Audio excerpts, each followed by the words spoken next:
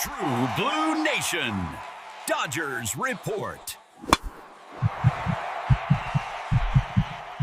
Hello, Blue Crew. Welcome back to True Blue Nation, Dodgers Report, your channel for the hottest news, in-depth analysis, and exclusive information about our Los Angeles Dodgers.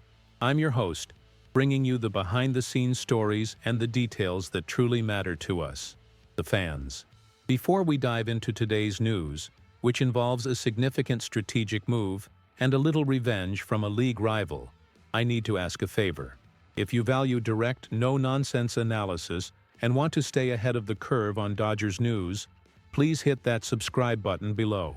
Also, turn on the notification bell so you don't miss any updates. Your support is crucial for me to continue bringing this exclusive content to our Blue Nation. Let's strengthen our community. All right, let's get straight to it. Over the past few years, we've solidified an undeniable reputation. The Los Angeles Dodgers are the #1 destination for top-tier Asian baseball talent. Our organization has not just opened doors. It has built a golden bridge that has brought era-defining names to Dodger Stadium.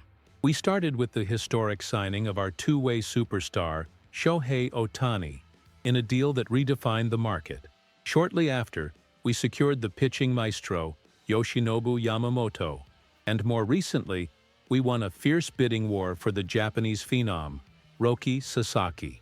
The acquisition of Sasaki in particular was a show of force by our front office, overcoming interest from nearly every team in the league. And one of those teams, one that fought hard and came away empty-handed, was the Toronto Blue Jays. Remember that name, because they are the centerpiece of our story today. This week, the Blue Jays executed a move that, to many in the industry, felt like calculated retaliation, a direct counterpunch in our recruiting territory. Here's the news. The Toronto Blue Jays have just signed Seo-Jun Moon, a promising 18-year-old South Korean pitcher. And believe me, he was on our radar. Inside sources confirmed that the Dodgers had very strong interest in Moon, seeing in him the potential to be another gem in our development system. However, he now belongs to the Blue Jays organization. So what happened? The answer, as it almost always is in baseball, comes down to strategy and resources. The Blue Jays invested just over $1 million from their international bonus pool to secure Moon. And here is the crux of the analysis. After the massive investment we made to bring in Roki Sasaki, a move that was undoubtedly worth every penny, our international bonus pool was significantly limited. We simply didn't have the financial flexibility to compete with Toronto's offer for Moon. We were outbid in a battle that, under different circumstances, we likely would have won. For those unfamiliar with Seo-Jun Moon, we're talking about an athlete with immense potential. At 6'4", he possesses the ideal frame for an elite pitcher. His fastball already touches 95 km/h, about 152 km/h, and he complements that velocity with an arsenal of off-speed pitches that show a rare polish for his age. Fresh out of high school in South Korea, he posted an impressive 2.18 ERA, dominating the competition. The Asian market has effectively been our second minor league system, an almost inexhaustible source of talent. But this time, we were the ones watching from the sidelines as a rival reaped the rewards. The Blue Jays, after the frustration of losing Sasaki, got their small measure of revenge by securing a player many scouts believe has a very high ceiling. It's a reminder that in the competitive world of MLB, no advantage is permanent, and every strategic move has consequences. Now let's take a deeper analytical dive into what this loss truly means for the Dodgers. Is it a disaster? The end of our dominance in the Asian market? The short answer is no, but it is, without a doubt, an event that warrants careful consideration. First, you have to understand the context of our front office's decision.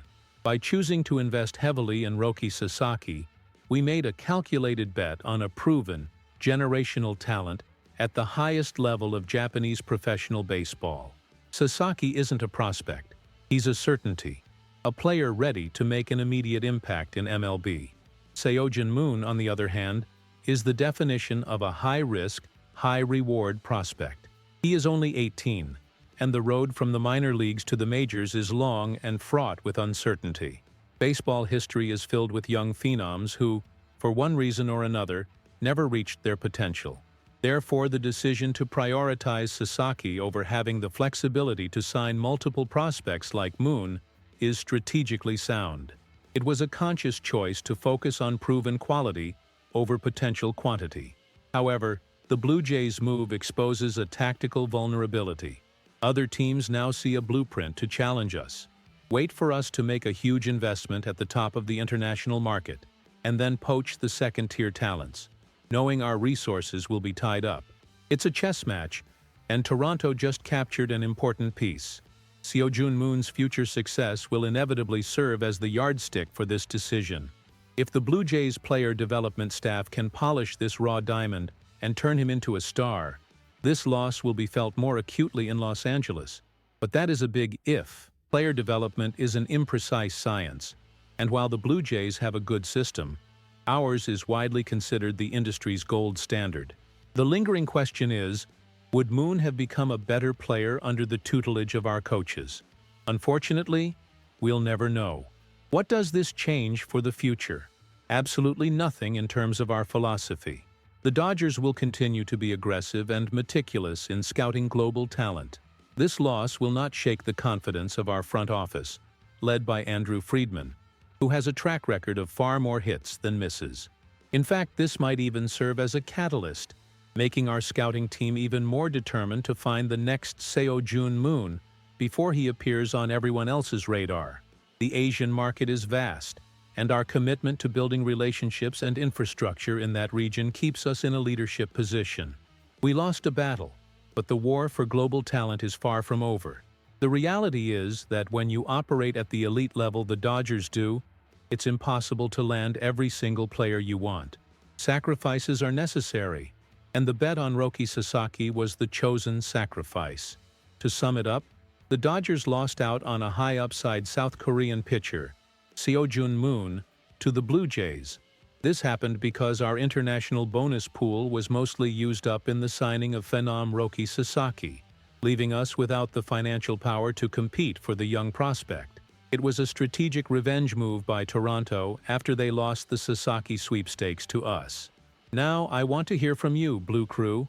Looking at the big picture, do you believe the front office made the right call by going all in on Roki Sasaki, even if it meant losing a high-potential talent like Seo-Jun Moon? Do you see this as a significant loss that could come back to haunt us, or just the unavoidable cost of doing business to secure a generational talent? Leave your analysis in the comments below. I want to read every single opinion. And don't forget, for more exclusive news, deep dive analysis, and the fastest updates on everything concerning our team, subscribe now to True Blue Nation, Dodgers Report. Together, we are the strongest nation in baseball.